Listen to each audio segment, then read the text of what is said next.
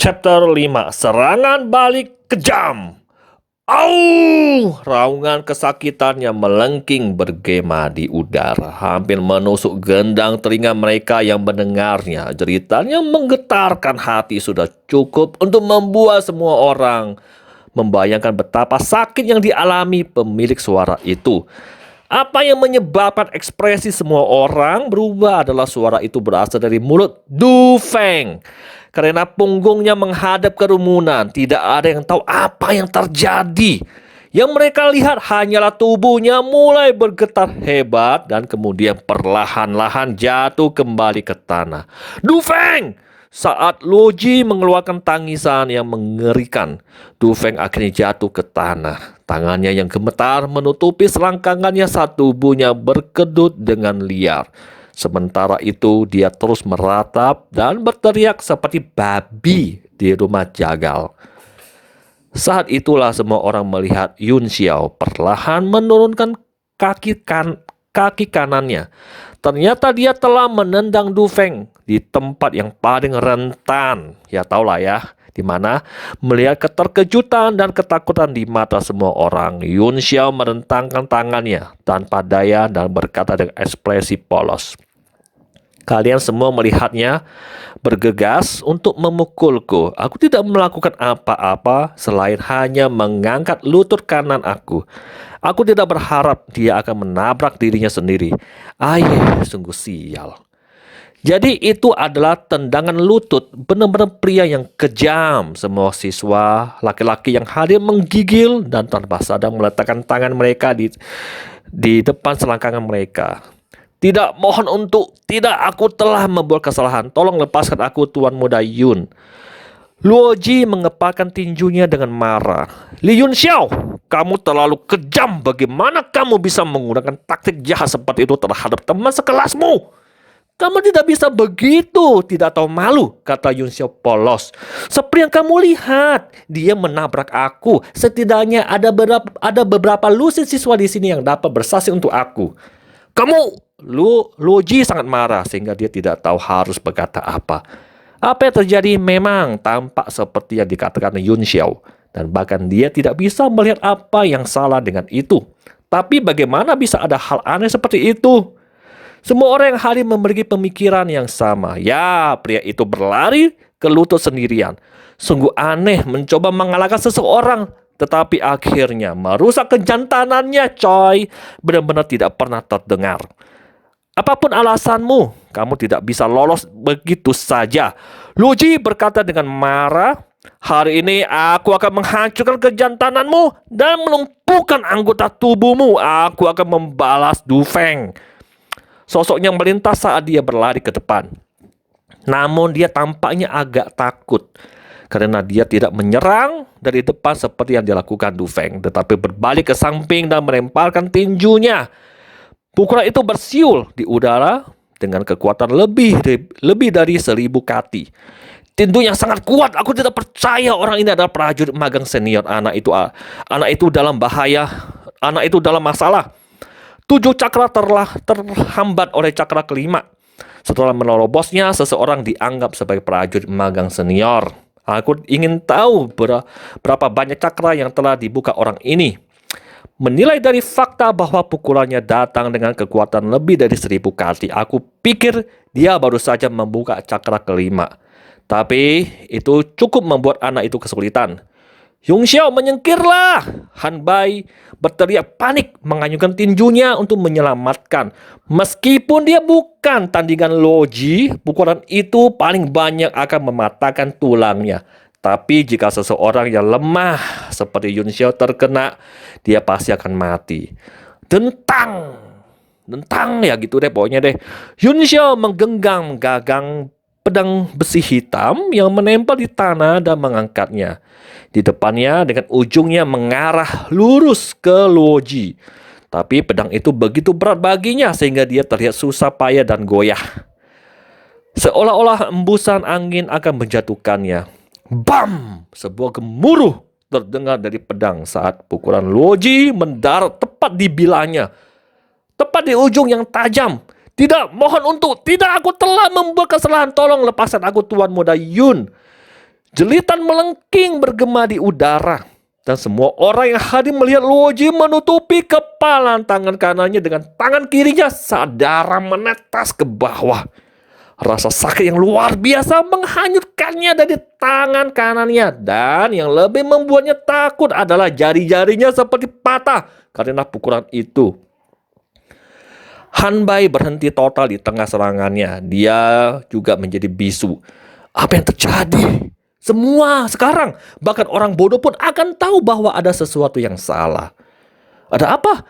Apakah dia berpikir bahwa dia dapat menggunakan dagingnya untuk melawan pedang hanya karena dia adalah seorang pejuang dengan ki primordial? Bagaimana bisa ada orang bodoh seperti itu di dunia? Aku pikir ada yang salah dengan pemuda dengan pedang itu. Aku juga merasa ada yang tidak beres, tapi anak itu jelas tidak memiliki ki primordial pada dirinya.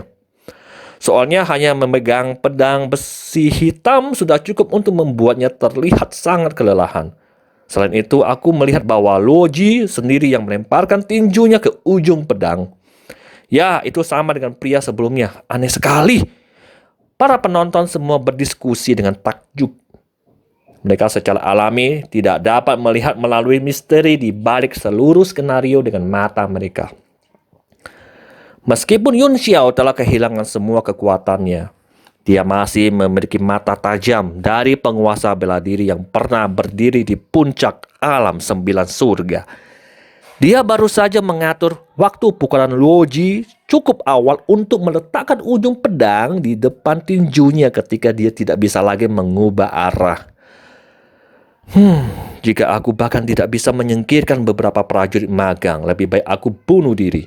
Dia mendengus dingin sambil membawa pedang berat di bahunya dan berjalan menuju Luoji. Karena kamu berani menyerang teman-temanku, aku akan melumpuhkan kedua tinjumu.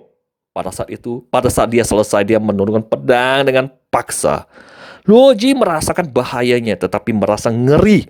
Saat mengetahui bahwa pedang itu meskipun tampak lambat, telah menutupi semua kelemahannya dan rute pelariannya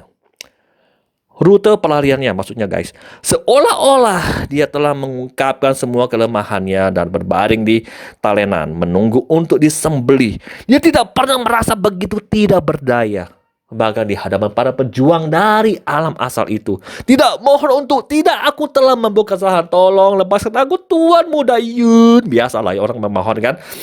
Pedang besar menyerang tepat di tangan kirinya, menyebabkan awan darah meledak. Push! Sekarang kedua tangannya berlumuran darah. Kamu mencoba membunuhku? Biarkan aku menghancurkan kejantananmu. Tidak, mohon untuk tidak, aku telah membuat kesalahan. Tolong lepaskan aku, Tuan Muda Yun. Bang! Pedang menghantam Luoji di selangkangan, menghasilkan bunyi gedebuk yang membuat semua siswa laki-laki yang hadir bergidik tak terkendali. Tubuh mereka menjadi dingin. Kakak, kenapa orang itu hanya berdiri di sana dan membiarkannya meletas?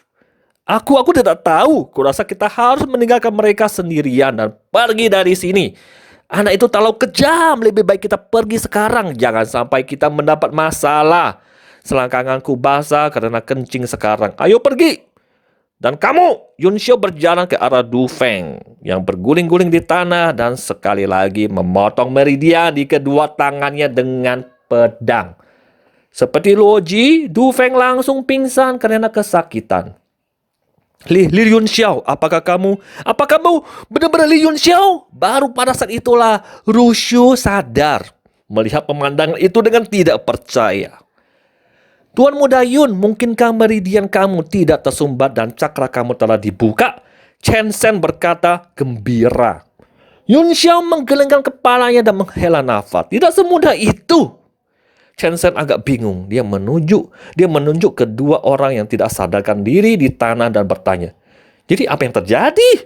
Mengetahui bahwa dia tidak bisa menjelaskannya kepada mereka, Yun Xiao tertawa dan berkata, apakah kamu tidak melihat bahwa mereka menabrakku sendirian?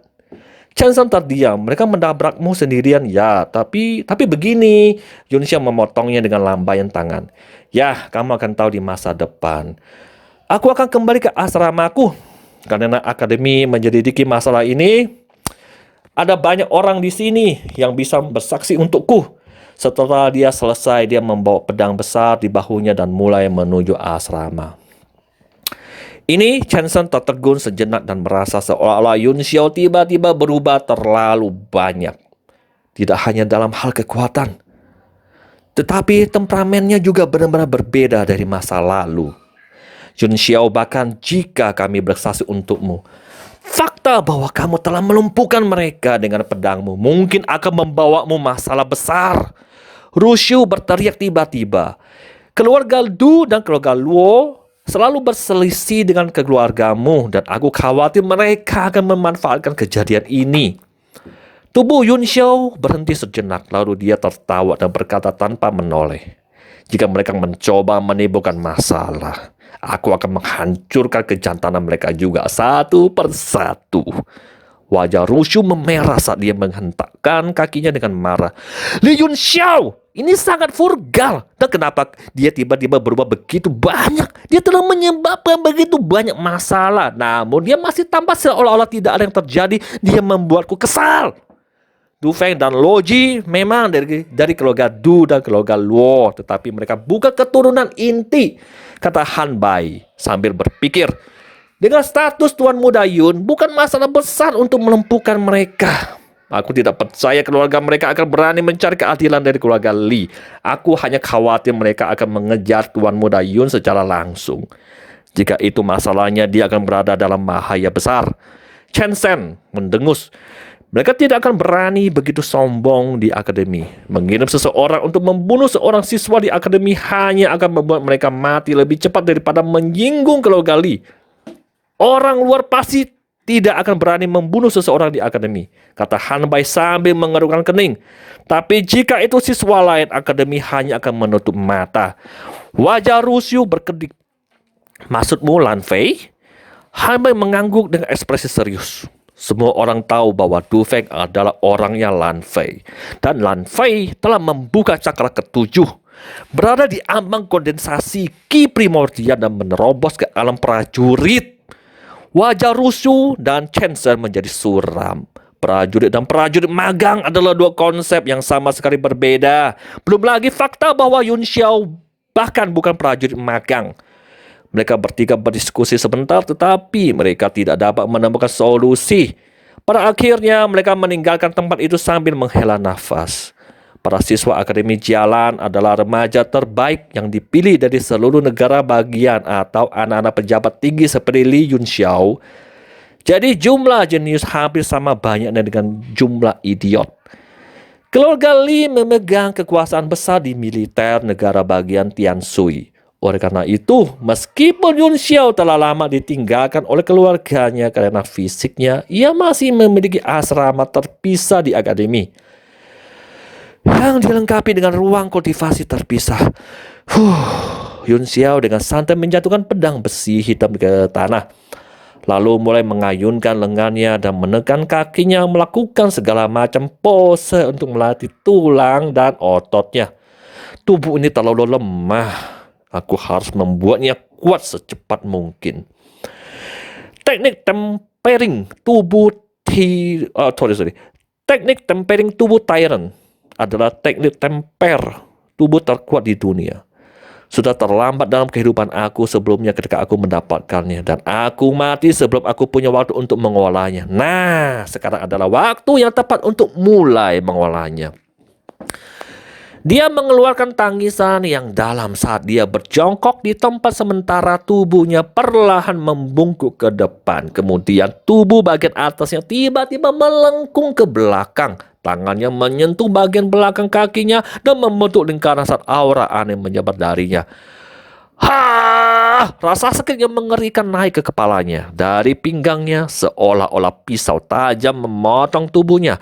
Yun Xiao tidak bisa lagi menahan rasa sakitnya. Wajahnya menjadi pucat saat seluruh tubuhnya lepas kendali. Tubuh bagian atasnya memantul kembali seketika dan dia kehilangan keseimbangan. Tersandung sebelum dia jatuh beberapa langkah dan duduk di tanah. Okay guys, thank you. See you next episode. Thank you.